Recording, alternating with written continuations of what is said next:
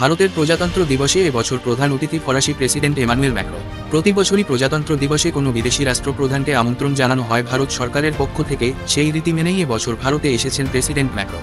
কলকাতায় ফ্রান্সের consul general Didier তলবে এই সফরের বিষয়ে সংবাদ মাধ্যমকে বলেন, ভারত ও ফ্রান্সের দ্বিপাক্ষিক সম্পর্ক আরও মজবুত করার উপর জোর দিয়েছে দুই দেশই। গত বছর জুলাই মাসে ফ্রান্সে গিয়েছিলেন ভারতের প্রধানমন্ত্রী নরেন্দ্র মোদী। ফ্রান্সের জাতীয় দিবস অর্থাৎ বাস্তিল দিবস উদযাপন অনুষ্ঠানে বিশেষ অতিথি হিসাবে নিমন্ত্রিত ছিলেন তিনি।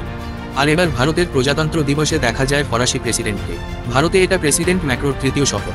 প্রথমবার 2018 সালে ভারতে এসেছিলেন তিনি, তারপর 2023-এর সেপ্টেম্বর মাসে দ্বিতীয়বার ভারতে এসে যোগ দিয়েছিলেন দিল্লিতে G20 সম্মেলনে। সে সময় প্রধানমন্ত্রী মোদীর সঙ্গে তার দ্বিপাক্ষিক বৈঠক হয়। ভারত ও ফ্রান্সের অংশীদারিত্বের 25 বছর পূর্ণ হওয়ার আবহে দ্বিপাক্ষিক সম্পর্ককে এগিয়ে নিয়ে যেতে একটি রোডম্যাপ মেনে চলার সিদ্ধান্ত নিয়েছে দুই দেশ।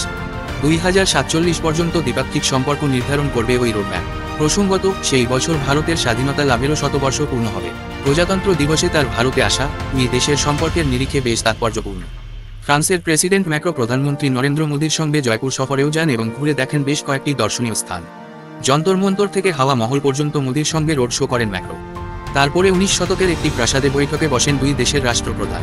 বৈঠকের পরে ভারতবাসীকে শুভেচ্ছা জানিয়ে মোদীর সঙ্গে একটি সেলফি পোস্ট করেন ম্যাক্রো। সাধারণতন্ত্র দিবসের কুচকাওয়াজের অনুষ্ঠানে যোগ দেওয়ার আগেই টুইট করে পড়ুয়াদের জন্য নয়া ঘোষণা করেন ফরাসি প্রেসিডেন্ট। তিনি জানান, 2030 সালের মধ্যে অন্তত 30,000 ভারতীয় পড়ুয়াকে ফ্রান্সের বিশ্ববিদ্যালয়গুলোতে পড়ার সুযোগ করে দেওয়া হবে। এছাড়াও ভারতীয় পড়ুয়ারা যেন সহজে ফরাসি ভাষা শিখতে পারেন, তার জন্য বিশেষ উদ্যোগ নেওয়া হবে। সেই সঙ্গে ভারতীয় পড়ুয়ারা যারা ইতিমধ্যেই ফ্রান্সে পড়াশোনা করেছেন, তাদের জন্য সহজেই ভিসার ব্যবস্থা করবে সে দেশের সরকার। আর ফ্রান্স থেকে রাফাল যুদ্ধ বিমান কেনা নিয়ে দুই দেশের মধ্যে আলোচনা হবে বলেও জানা গিয়েছে। তাই নিঃসন্দেহে বলা যেতেই পারে ফ্রান্স এখন ভারতের সবচেয়ে ভালো বন্ধু। ভিডিওটি ইনফরমেটিভ লাগলে চ্যানেলটি সাবস্ক্রাইব করতে পারেন। ধন্যবাদ।